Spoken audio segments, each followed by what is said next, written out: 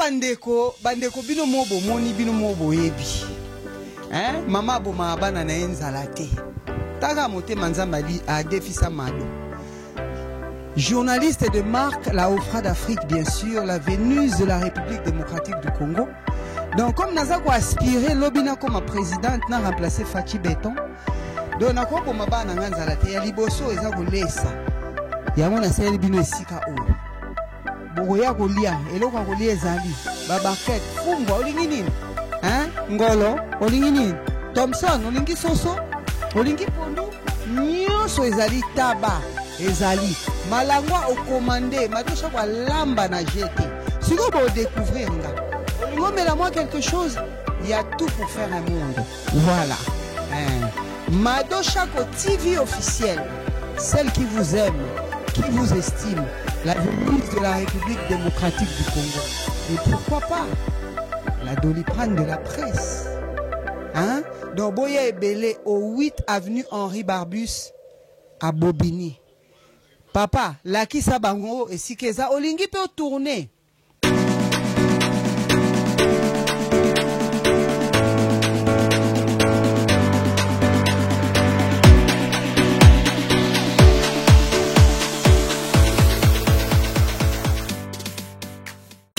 Bandeko ba bolingo mbote.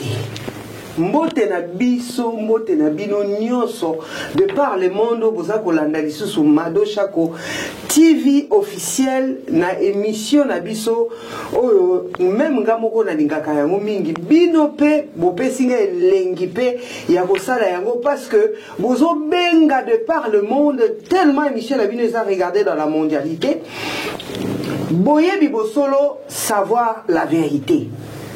Bandeko ba bolingo toza to découvrir que toza ba bena Congo. Ndenge zo sepelisanga toza ba bena Congo proprement dit bana ya Nzambe ya mokeli tata. Mais lelo confusion moko ekoti parce que de par le monde toyebi ke na christianisme bola kisibiso nga depuis âge à 12 ans d'ailleurs na bandi ko linga koyeba makambo ya Nzambe. J'ai toujours appris que être né de nouveau dans le christianisme, il y a un des alliés kozala mwana Nzambe. Mais si ko lelo, hein, être bena Congo, auto yekoli, auto ndimeli, ou epesi biso avantage que toza proprement dit bana ya Nzambe. Être né de nouveau dans le christianisme. Moi, quoi que moi que na kati, yango to zongi si lisusu, hein, pasteur Wabis Ben, oh yabino moko bien sûr, bolinge pe makasi, hein, malgré misu bazolo bakazo kosa, malgré misu babisi batinenga ko mesa babi, Madosha koko yambaka ye lisusu te. Azolo ba n'importe quoi. Mais depuis pe na bandi, kosa l'émission na boye bibo solo, na bengi sinanité. Mais boya kate bobenga aka na téléphone. Yango na yesu ka kokoti saye tout traité na différence eza kozala bena Congo na être né de nouveau. Est-ce que cela veut dire la même chose ou pas? Yako yebisa biso na koti na ke kopesa yembote bien sûr. Pasteur Wabis Ben, bonjour, mbote maman Madosha ko mimboka. Vraiment. Mimboka vraiment mais ça boye bibo solo vraiment ba to sepe na makasi. Ba sepeli savoir la vérité. Les gens sont curieux quand même de connaître l'histoire de notre République démocratique du Congo et nanyo so oeza enfoui. Lelo papa boni nanuyo. Ngula Nzambe. Hein? Avant se préparer ba fingo lisusu. Ba peki singa babi Madosha ko so lingi to connaître ko s'abonner. So lingi to continuer ko la chaîne na yo. Boya baraso mutu wana te. Oh. Si konga na nga makamba boy ba menace ponga pe na posa na tanga ka ba livre ti. Na zape na posa bana na ngape ba ye ba histoire mboka na biso. Pour même devant Moïni soko lingo bunda bien il faut y avoir quand même adversaire na yoti. Ah ouais. Yango boye bibo solo savoir la vérité. Les autres traités différence entre au bas christianisme depuis le temps de Yekoli, être né de nouveau. Papa, au Yeribiso Makambia Bena Congo, le biso de Yebike depuis christianisme, Balaxi Biso, être né de nouveau, il y a mon décos à la moine en Zambie. Mais yo lobike, être Bena Congo, cause à la moine en Zambie Yangoana. Est-ce que ça a la différence, il y a langue ou. Et ça, les lots, monsieur, ça caché, on a papa. Limbo de la biso pour Batouba Zwakimia. Maman Dozo, on a tant de choses, Bena Congo. Bena Congo, c'est na Congo. Donc, il y a une lingala, Bana ya Messie Congo. Bena Congo, c'est Bana ya Messie Congo. Bana ya Congo. Bana ya Messie Congo. Nous avons tant de choses, le biwana, na christianisme, na biso, être né de nouveau, il y a un déjà kobenga moi ensemble. Donc, on est qui ba ignorance quoi, ba ignorance puisque til lo batikala na ignorance wana, être né de nouveau, oyo bateya kana christianisme, ezate que nous kokoma moi ensemble quoi. Bon. Donc, il y a juste quelques confusion, on va comprendre l'écriture bien. Donc, bon, c'est quoi selon yo, na kati yote papa. Lelo na kokede no malembe, pour balobi boswa na kamingi. Lelo to lingi to comprendre yo. Être né de nouveau, selon le christianisme, et être Bena Congo. Quel est oyo to benga Bena ki bazaba na Nzambe? Être né de nouveau ou être Bena Congo?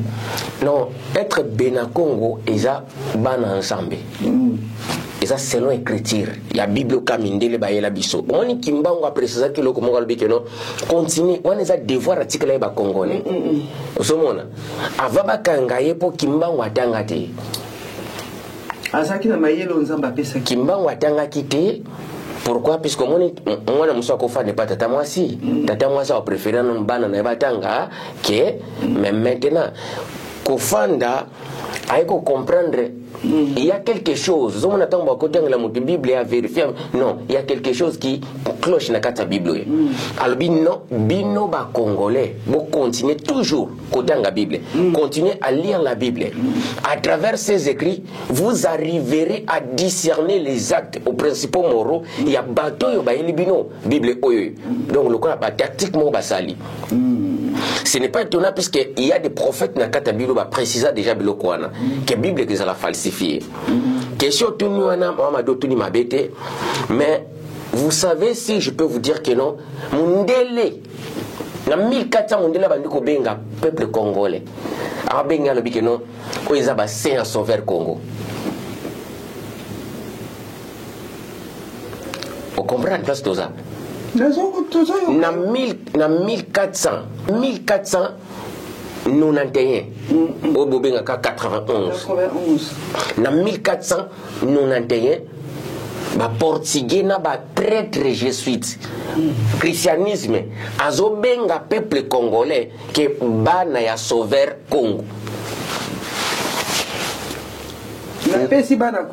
Donc, babengi yango bana Congo nyoso mbote o e pa yo za ko se trouver aux congolais tikete miswa nzambe e mona yo loboko na nzambe ezali kona yo matoi ya nzambe eyoka kolela pe bosenga na yo bana Bena Congo mbote na position ko se trouver Amado Mundele abengi peuple congolais tozo yoka papa christianisme bengi congolais landa christianisme bengi peuple congolais que non bana ya sauveur Congo na portugais ezati lelo bakobeta San Salvador del Congo les saints ya sauveur Congo et puis nzambe babenga était Jésus ba jésuite baye mais bazobenga nzambe albi sauveur Congo ezati lelo na internet San Salvador Congo na portugais bandeko ebele baolanda biso bayebi portugais so babeti mbanza Congo biso topesaki yango kombo mbanza Congo donc capitale ya Congo. Mais omoni mama do eza nini ngana koyepa na yo na ye na moni makambo yo sala ngabi oh ça la makamo bien mais maintenant tant baba si bible ba sala boye ba zoela ngota tant ba yé ba découvrir maintenant que non voilà oyoyo le peuple ya sauveur il y a monde entier mobimba mais maintenant bango ba bandi ko ya na système à rise landa Diego kawa zongi olia ya na batu normal ma yesi koyo na ba jésuite ba prêtre jésuite toke kuna na idée nini na idée que non te na idée que non bo apprendre ndenge zo fonctionner boye kula ndenge nini sacré zo fonctionner donc mona que non ba même non na biso bango ba traduire on ndenge na bango donc peuple sacré eza congolais oui peuple sacré eza peuple congolais peuple sacré eza yo hein donc peuple sacré, par exemple, comme ça, on peuple saint. Les sacrés, puisque le système sacré, au banda kobenga, alibanga comme ça, on sacerdoce. On a tina christianisme, oh sacerdoce. Non, ils ont vraiment un sacré. Sacré. Mais maintenant, bah peuple, les jésuites, christianisme et bengi peuple congolais. Sans les saints et à sauveur Congo, bah sacré et à sauveur Congo. Si les lots prévanent donc on délai mutabandi ko benga peuple congolais mutaliboso que non oizaba peuple ya saint sauveur Congo donc on délai ebi non vrai nom ya nzambe ezatene to bilbaka Jésus hein talaka na tawana na 1400 déjà on délai zo benga sauveur Congo ezatile lo ya kulongola kutute donc mbanza Congo biso nzamba pesa ngo kombo capital Congo mais bango tango baye avec ba récit et puis moto bengo yo c'est ba jésuite christianisme et yé ba prêtre jésuite ba comprendre ba bino au des peuples ensemble les saints ya sauveur Congo saint Salvador de Congo bon apanga na yoki mais bande ko na ba collègue na ba pasteur pourquoi ba bande la biso na histoire tendenge yo ozo te ya makambo parce que son total na 1 Jean non na Jean plutôt 1:12 balobi la biso boy en tous pour tous ceux qui croient en Jésus-Christ il leur a donné le pouvoir de devenir enfants de Dieu. Bao nyonso bazondimela Yesu ya Masia le souverain apesi biso pouvoir makasi ya kokoma mwana na Nzambe. Contradiction moko eza na kati parce que so tali pe ndenge oza ko expliquer makambo eza ça net ko se rapprocher. Bon on va donner le baboué non le ba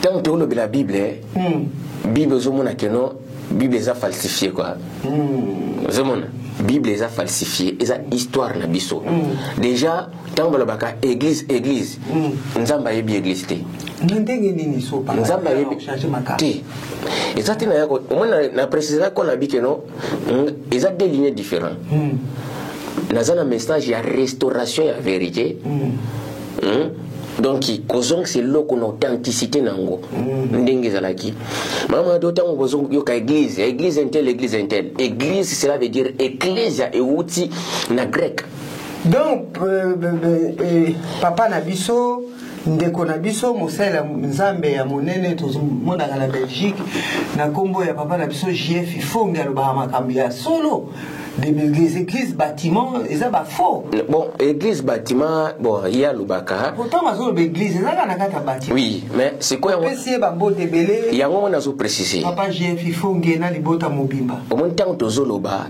église donc église outi na ki grec ecclesia zomona ecclesia cela veut dire un ensemble on a un message ni est osé la lèvement de l'église oui que ça la mara jamais zomona même à lèvement de l'église jamais nandeni enlèvement enlèvement de l'église enlèvement ba bena Congo en tout cas papa zana on appelle ça bandeko balana ba émission mbote o ba bana bena Congo dengi yo solo ba na kanisi papa nanga Bruno Tadi. En tout cas, na pesi bambote ebele, na pesi vraiment bambote ebele, na pesi ya na mimi life ta o ala na rappel ba émission loko musu ba benga kae Timati Kaka na ninga kubwa kae na ba émission po komboneza na Kimaki Kaka. Na kebongo na Tati Tigana balobi Quadra Koraman fils. To pesi bango mbote po bazozela émission oyo bango ba pesa biso ba idée na bango na position o bazali ko se trouver papa makamni ni yo lobi wana Mamado église n'existe pas église ça raté message au monde à l'église et enlèvement de l'église enlèvement kutu ya ngone na ngana lo pour mona eloko omone eloko ya batu tango yibi ba yibi eloko ba falsifier ba tiki monde entier mobimba na image mususu image et donc l'espoir moko existe raté papa c'est un autre bandela omoni nazo sala émission menga pe na mondimi et j'aspire également ya komona lobi ata nzambe otosambelaka likolo na ye toboya pe mwa bamakambo mususu po to aspirer komona ye lobi lelo papa bazoteya biso matin midi soir biso pe tozoteya matin midi soir bana na biso ke enlèvement ezali ke kozanga kosala mabe ko pardonner ko ina batute ko banga masumu yango nde komema biso liboso ya tata bongo yo zolo bananga lelo bandeko babolingo na position bino boza ko se trouver boyebi bosolo savoir la vérité émission na bino raison mais la vérité mais ba vérité mususu eza brisque papa eza brisque papa ba vérité mususu bon toyo ga lingala ngo kozanga koyebeza liwa ndambo. Est-ce que christianisme et conception pena na liwa yango lelo to yeba makamoke nani les royaumes des cieux ndeko so benga oyo otolobi comme na monini enlèvement de l'église n'existe pas. Mamado you can expliquer yo enlèvement de l'église au monde entier c'est la que notre c'est l'enlèvement de l'église exact enlèvement ezali que salama c'est enlèvement ya babena Congo uniquement. Mais papa na muntu azotala na so azapi moi nzamba kila moi nzamba kila mais mystère Mamado eza compliqué omoni nzambe alaba bible tutanga koyo mundela fandla kompina tala bino oyo to côté yangote. La Bible que nous parlons, nous prêchons, la Bible est là qui est destinée à mystère et à prédestination. Mundela zuya étudier en quoi le prédestination est simbati.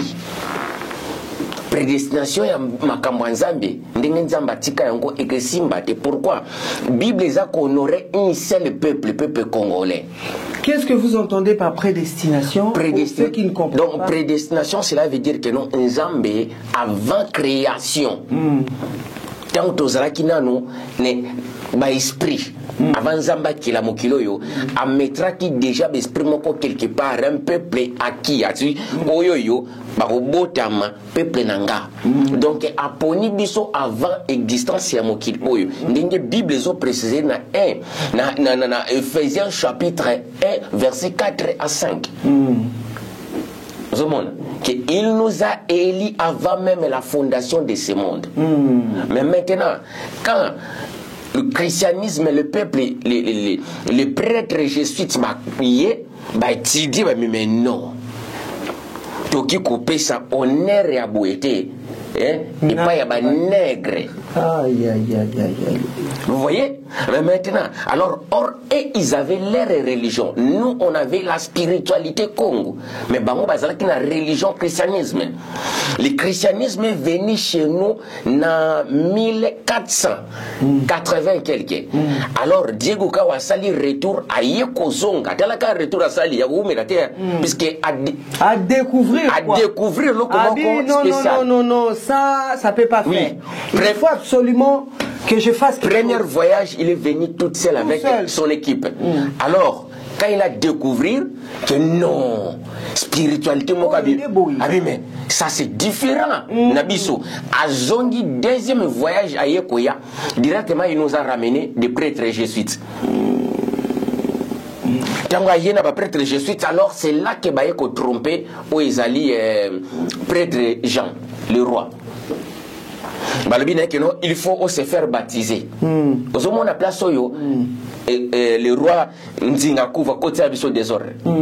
Puisque c'est lui la première personne qui a accepté le christianisme. Or, tant qu'on a accepté le christianisme, Nzamba benga que nos prostitution. Alors que c'était les interdits. Voilà, et ça qui est interdit, Nzamba pekisaki. Yango wana mamado. Nzamba pekisi non ba étranger. Ba côté na terre roté.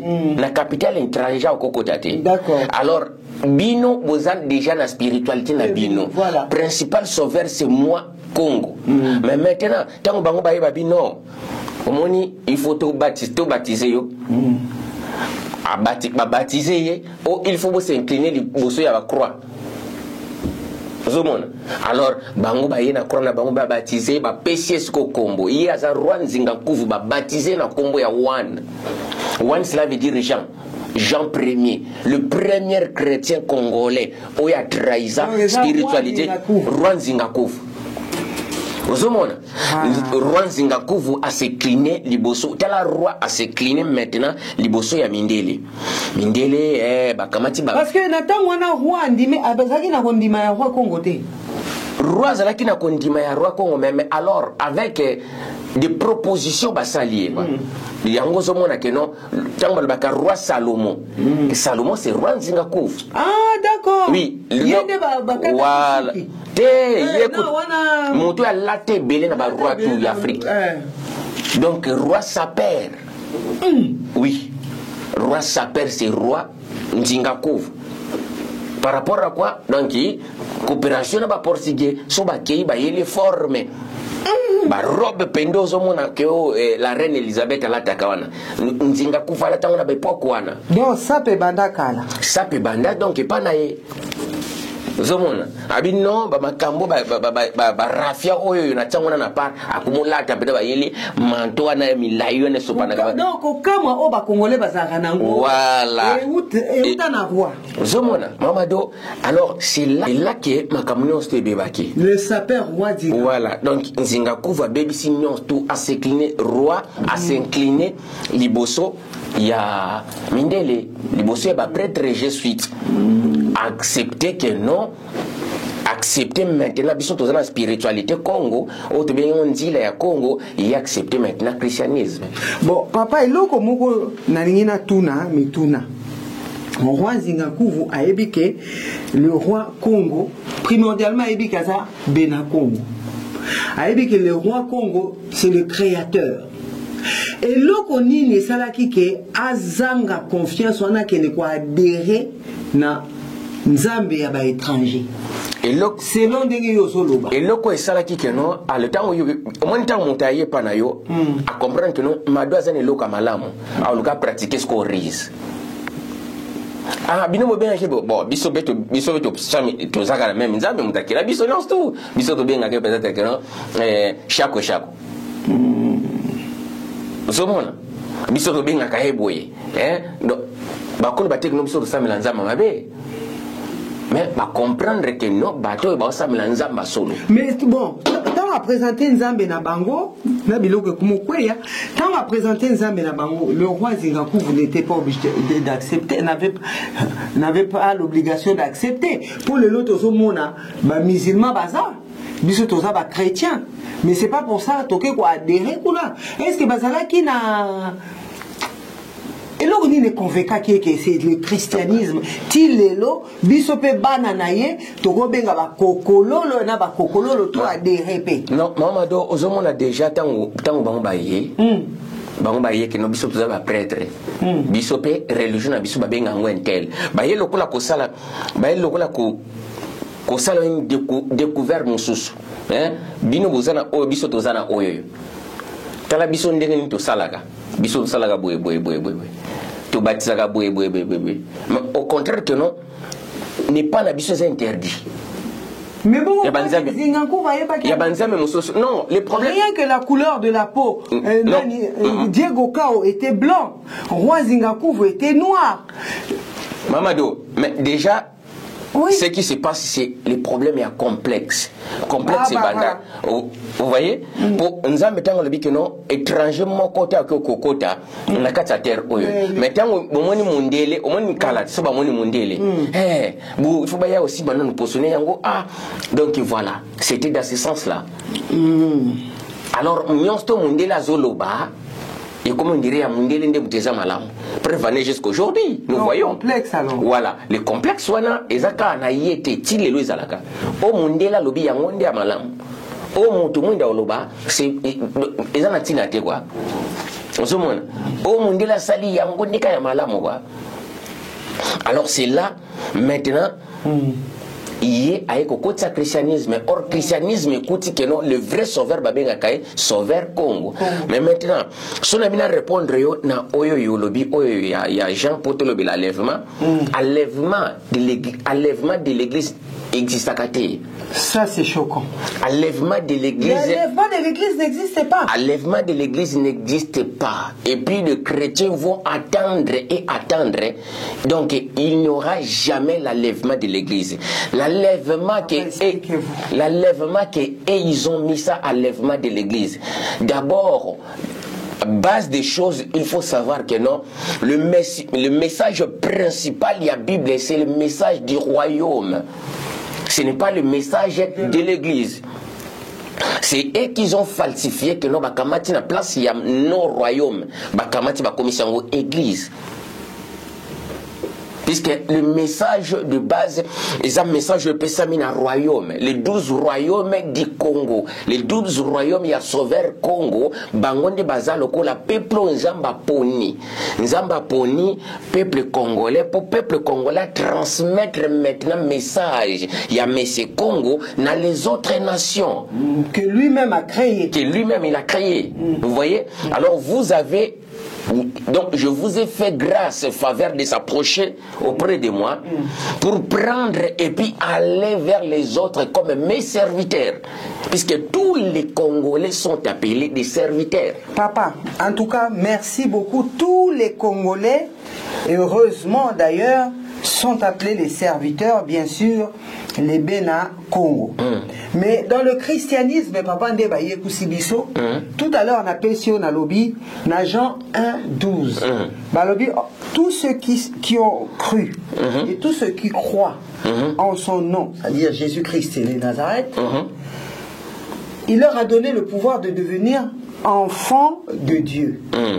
Mais dans 2 Corinthiens 5:17, il dit autrement. Bien, papa. Et l'objet était, si quelqu'un est en Christ, il devient automatiquement une nouvelle créature. On voit que dans Jean, on parle de devenir enfant de Dieu, et 2 Corinthiens, nouvelle créature.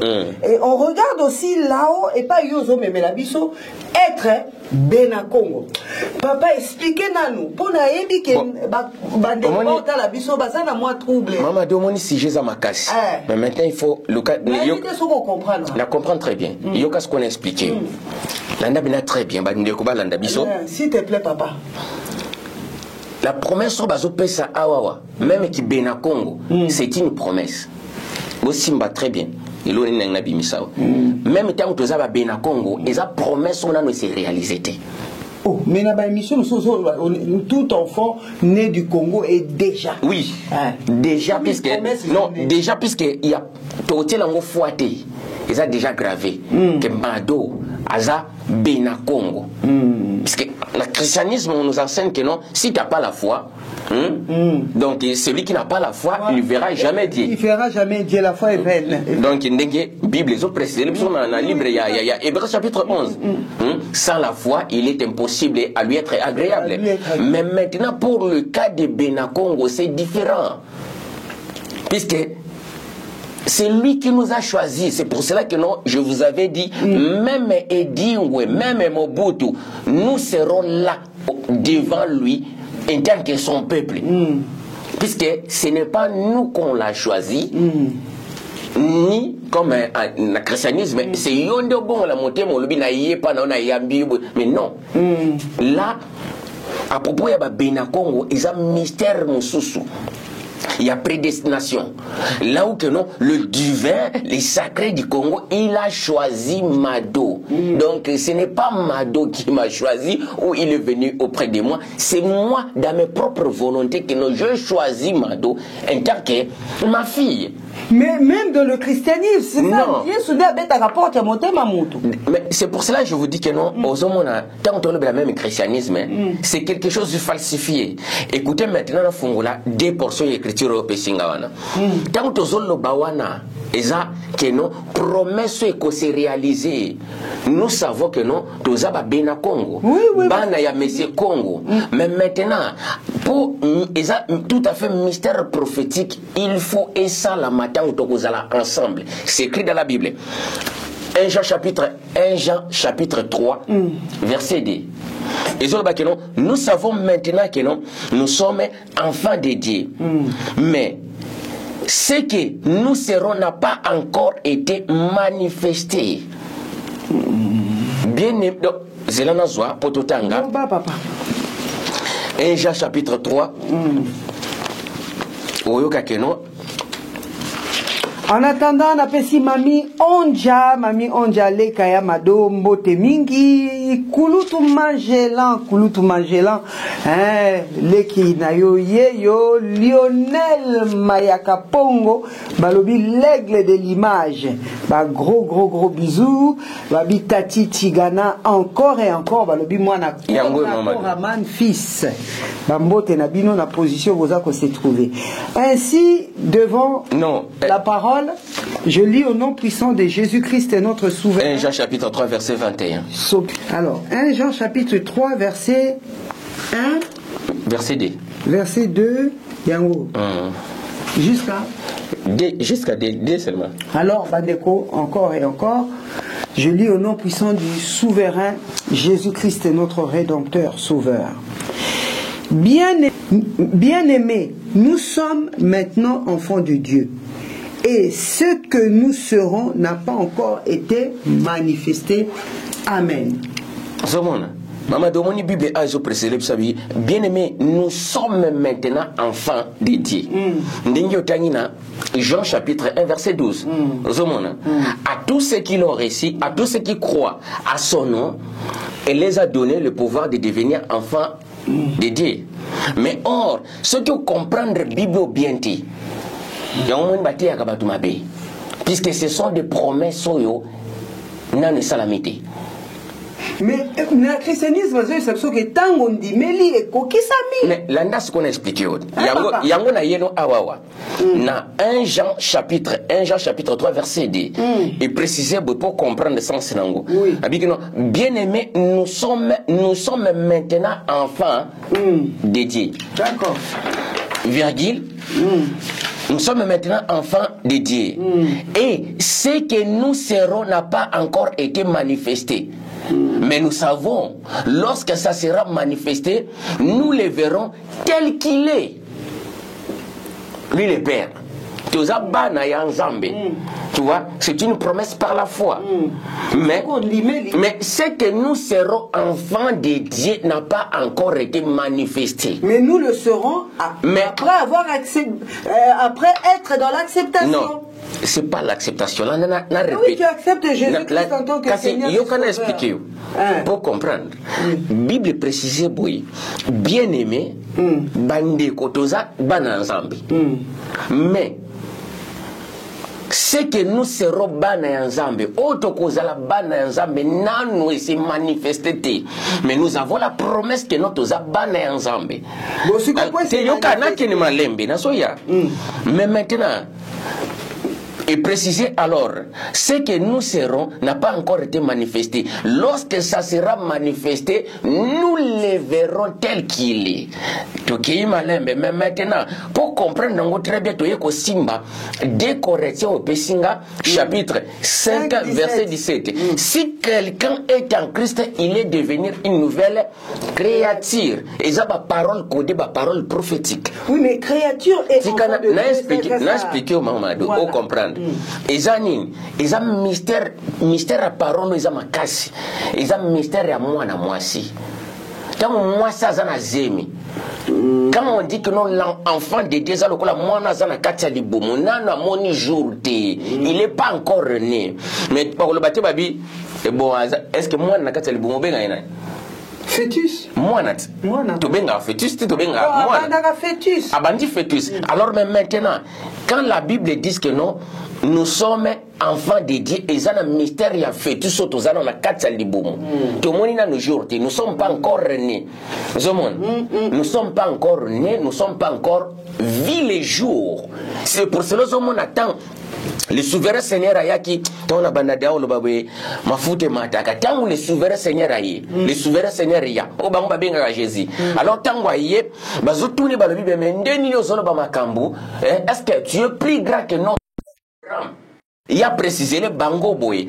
Alors bien votre père Abraham, quand il avait vu mon jour.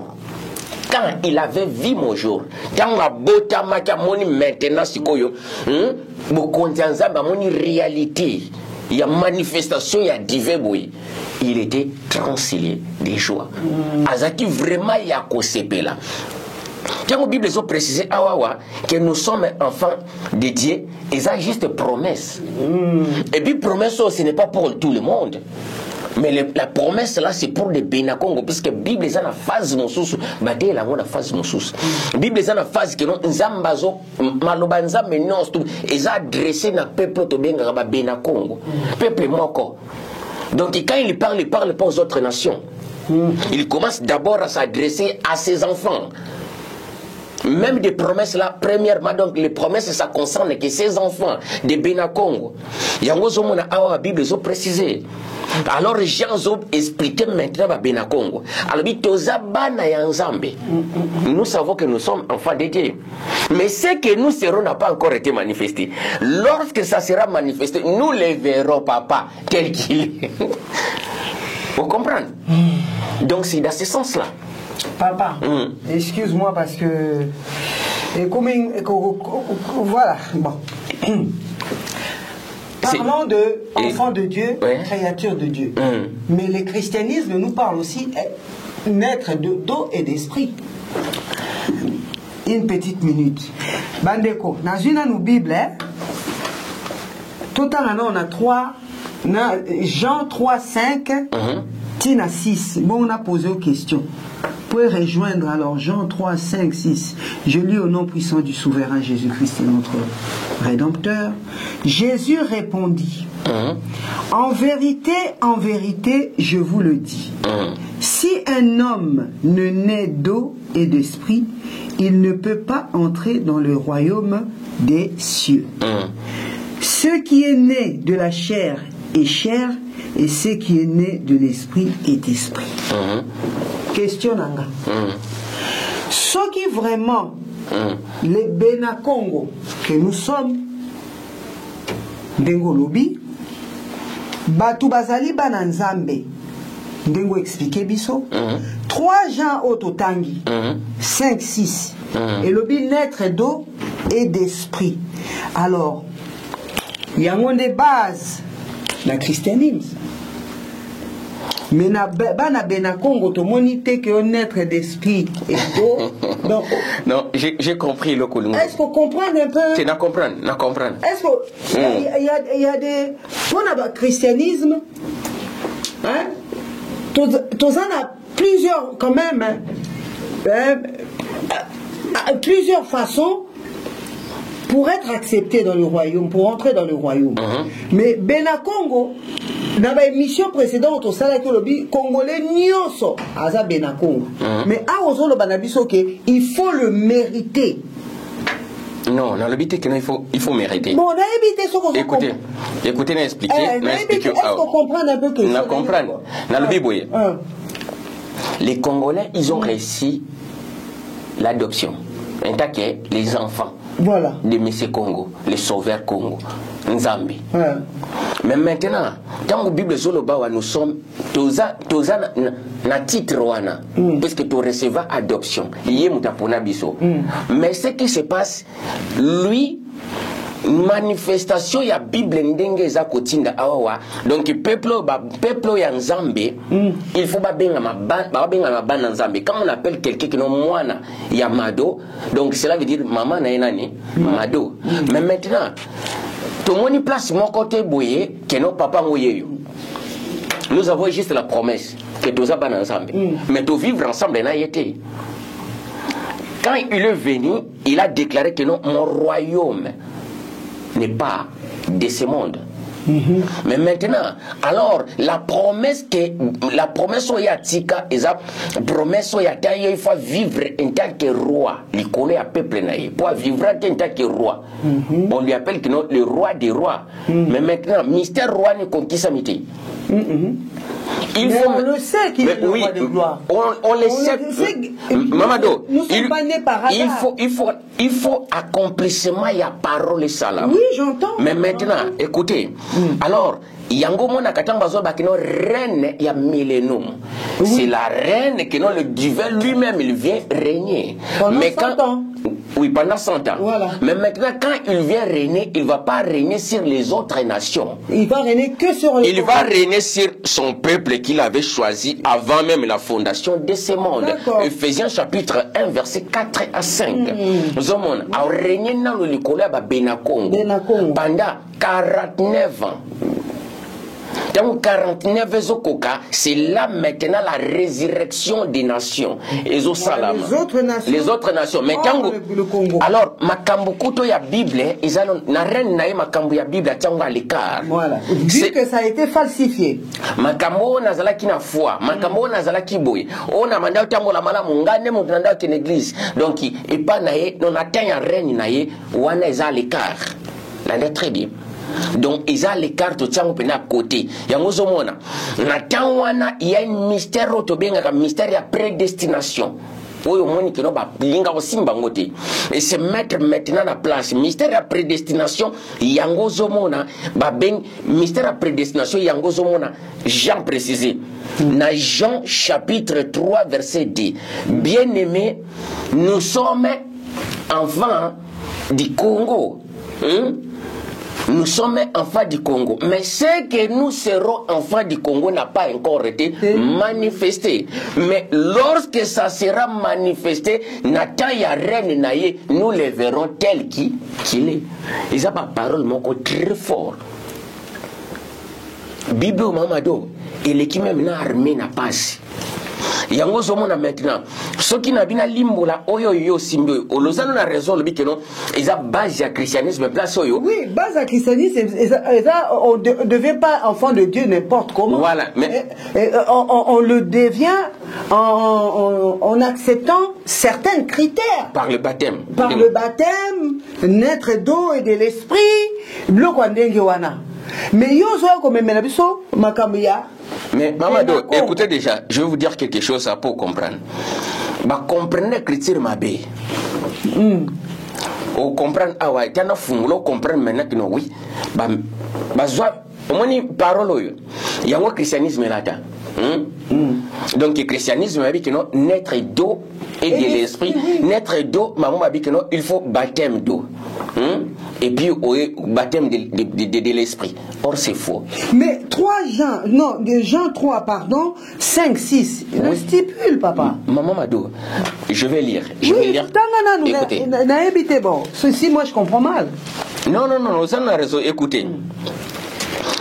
Je lis la parole par le nom puissant, glorieux de notre souverain Seigneur Ria. Écoutez ce que dit la parole. Jésus répondit, en vérité, je te le dis, si un homme est né d'eau et de l'esprit, ils peuvent entrer dans les royaumes des divins. Voilà. Ce qui est né de la chair est chair, et ce qui est né de l'esprit est esprit. Voilà. Mais maintenant, ne pensez pas que non. Qu'on a baptisé baptême d'eau. Non, c'est faux. Non, parce que normalement, quand on est baptisé, c'est accepter le Jésus-Christ dans écoutez maintenant, sa vie en tant que Seigneur et Sauveur. Écoutez maintenant, Mamado. On a une nouvelle naissance, voilà. On a une nouvelle naissance, puisque on a Simba la Bible, et ça, on a lia kabina rouleau. Tout est caca. Ici, c'est la conversation. Entretien, il y a Nicodème et na souverain Seigneur. Na Jésus-Christ. Oui, na souverain Seigneur. Benga communion sto lingi, mais na souverain Seigneur. Mais maintenant, alors, Nicodème a yé kokutana na olobi Jésus na butu. Puisque Nicodème aza pharisien. Nicodème aza na groupe ba pharisien. Qu'est-ce qui se passe? Nicodème a yé ko sala ebe loge. Bande ko ba sala nzambe ba comprendre. Ba comprendre que no ba comprendre sans ya parole mabe. Ba memi pemba na moko tout le monde négarément. Nicodème a yé ko sala lokola na yé ko sala madosha ko ba loge. Ah, madosha ko ba miracle zo sala o sala wana. Mutu moko ta ko sala miracle zo sala soki a uti na nzambe te. Amen. Alors mais maintenant en tant que divin, il sait lire le pensée d'un homme. Ouais, mais maintenant, le cœur du roi alors, a un courant d'eau dans sa main. Qu'est-ce qui se passe? Or, il y avait deux groupes. Il y a dans Zambie, les Sadduciens et les pharisiens. Ils se disaient entre eux que non, la résurrection des morts n'existait pas. L'homme vit une seule fois et puis après cela, il n'y a rien d'autre. Pourquoi? Puisque le mystère ensemble va comprendre bien. Alors, awawa, il y a aussi la loge, mais le souverain Seigneur a répondre dans son sens. Quoi, comprendre qui est donc? Voilà, alobina albike non, abandele na 3. Écoutez, alobi abandala ya alobina non. En vérité, je te le dis, si un homme est né de nouveau, il peut entrer dans le royaume de Dieu. Nicodème lui a dit, comment un homme peut être né encore et quand il est vieux, peut-il rentrer encore dans le sein de sa mère et naître? Maintenant, on a 5 places au Pessinga. Jésus lui répondit, en vérité, je te le dis, si un homme est né d'eau et de l'esprit, il ne peut entrer dans le royaume des divins. C'est ce qui est né de la chair est chair et ce qui est né de l'esprit est esprit. To sukawanate to keisiko maintenant. Na cette écoutez. Ne t'étonne pas parce que Nicodème a kama ma kamino zoloba ngana komedia mukolo bwe na kuzonga sona libo mananga pona bota malisusu nouvelle naissance mais alors nouvelle naissance au bango baté tant aux humains comme une nouvelle créature moi dans nzambe nouvelle naissance le baptême de l'eau tokena fungula c'est ne t'étonne pas Nicodème, ne t'étonne pas que je te dis, il faut que vous naissiez de nouveau. Oui, le vent souffle d'où il veut et tu attends des bruits. Mais tu ne sais d'où il vient ni où il va. Il en est ainsi de tout homme qui est né de l'esprit. Et Nicodème lui dit encore, comment cela peut-il se faire? Alors il y a à répondre Nicodème. Mais tu es le docteur en Israël et tu ne sais pas ces choses. En vérité, je te le dis. Nous disons ce que nous savons et nous rendons témoignage de ce que nous avons vu. Vous ne recevez pas notre témoignage. Vous comprenez? Grosse erreur bâtie à mission dans le christianisme. Tant aux yeux bâtie à médo, balamoko comme moi ensemble. Oui. Tant baptême déjà baptême d'eau en ezali fausseté mobima balaki sabato. Les baptêmes d'eau eza na Bible. Baptême d'eau ezali mystère ya Congo. Ya ba sacré ya Congo, la spiritualité Congo. Ba bengi yango balobi que non, ben rituel. Ben rituel ezali que non ko sukola botutu ya nzoto. Mama mado ba mela biso aza masumu non. Nzambe tango asali moto tango zo commettre masumu eza lokolo zo lata botutu. Tu t'en charges, il y a ba malédiction quoi. Tu t'accumules, ma malédiction s'accumule. Mais maintenant, avec le bain rituel, c'est pour les malédictions en est longue. Yango mona ka isa aucun déplacement. Bino ngama nazo comprendre ba malchance zo la ndangai. Habité, il faut pas sukola yo. C'est la cérémonie sacrée. Donc yango na de baptême. Baptême siko bango ba tali, ba copier, ba modifier yango. Or le baptême na vrai sens nango eza na langue nango ba grec. Donc baptismo. Baptismo qui veut dire plonger et immerger dans l'eau. Kozinda mobimba na katamai. Mais na vrai sens nango ezala ki bongote.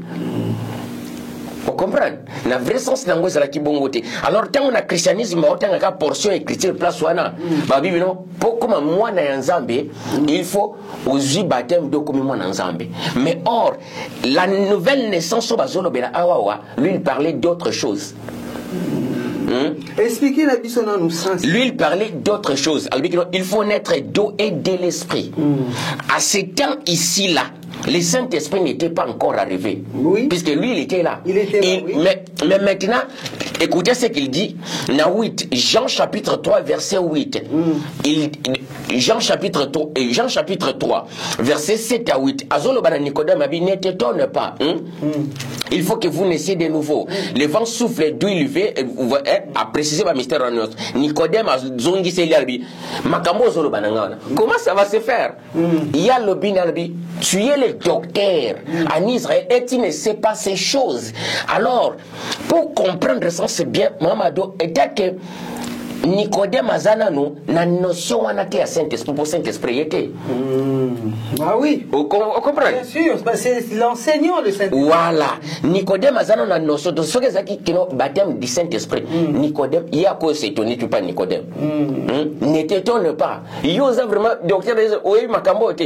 Quand lui il parlait ici là, il parlait ici, il parlait d'autre chose. Mamadou c'est quoi? La nouvelle naissance il y a Jean chapitre 3 et de résurrection des morts. Il faut vous naissiez de nouveau. Il faut vous botam encore. Il faut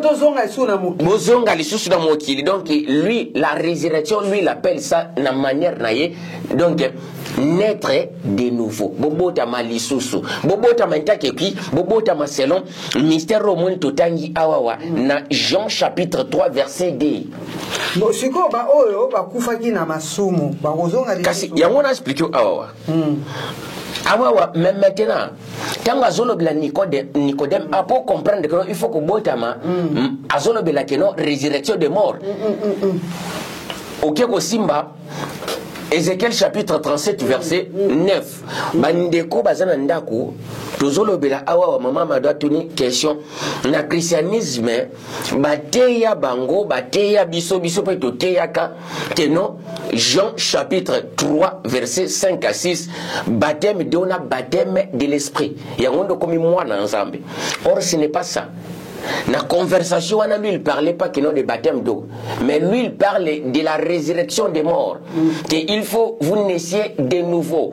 L'eau, c'est l'eau de la parole. Il faut que vous naissiez d'eau. Il y a parole. Pour la purification ya nzoto maloba ya nzambe ndeza kopetola yo odi que non il faut na tambola mais pour na za la suyeté na koma salité il faut que vous naissiez d'eau mai yango wana et de l'esprit moto yo a sa chargé donc azo tambola na bopeto nyonso tout alors tango esprit koya c'est là que naissance nouvelle qui salama pour Nicodème azala qui na onction Nicodème azala na notion te à Saint-Esprit mais le Seigneur s'est donné sur Nicodème. Tu es le docteur en Israël et tu ne sais pas ces choses. Mais comment Nicodème va connaître ces choses puisque le mystère n'a pas encore été manifesté, le mystère du Saint-Esprit. En tout cas, merci beaucoup Bandekoba Bolingo, Bino, Bolobinini, savoir la vérité, Boyebi, non. En tout cas, merci beaucoup Boyebi, Solo, savoir la vérité. Quand on a Bino, Kasibino, Sko Bolobinini par rapport à Makambo, Wabisben, oh, il y a Bino Moko surnommé à Lobby. Bolingo, nous sommes arrivés pratiquement à la fin de notre émission. Je profite pour saluer la Belgique, ma sœur Marie-Pauline Munganga et son mari ainsi que toute sa famille. Salutations distinguées à vous, les enfants de la Belgique. Papa, Totikali na deux questions retour na yo. Nazoka. Obete libiso makambo ya baptême d'eau de l'esprit. Eza makastra. Bon. Eza makasi tant mieux pour te comprendre parce que nous sommes ici pour cela. Olobi na biso makambo ebele.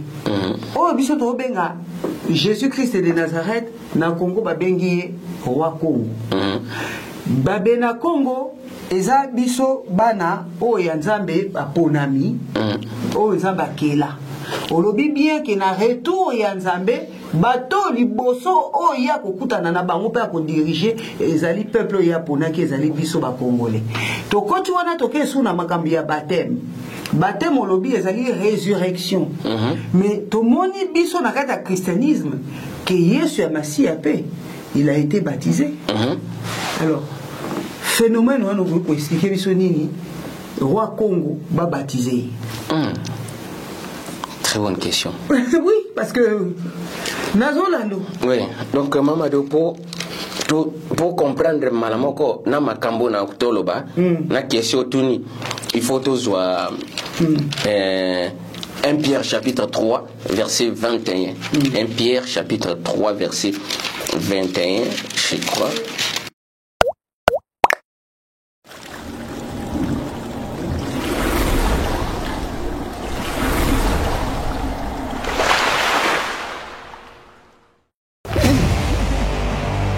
En tout cas, bandeko bino mobo moni bino mobo yebi. Hein? Mama bo maabana na enzalate. Taga mote manzamali a défisa mado. Journaliste de marque, la OFRA d'Afrique, bien sûr, la Vénus de la République démocratique du Congo. Donc, comme Nazako aspiré, Lobina comme présidente, n'a remplacé Fachi Béton. Donc, na ko mabana nganzalate ya liboso ezako lesa.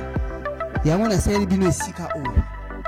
Bogoya kolia eloko kolia ezali babaket fumba olingi nini ngolo olingi nini Thompson olingi soso olingi pondu nyonso ezali taba ezali malangwa okomande matosha kwa lamba na jete siko bo découvrir nga ngomela moi quelque chose il y a tout pour faire un monde voilà Mado Chako TV officielle, celle qui vous aime, qui vous estime, la Vénus de la République démocratique du Congo. Et pourquoi pas la Doliprane de la presse. Hein? Donc Boya Ebele au 8 avenue Henri Barbus à Bobigny. Papa, Laki Sabango et Sikeza Olingi peut tourner.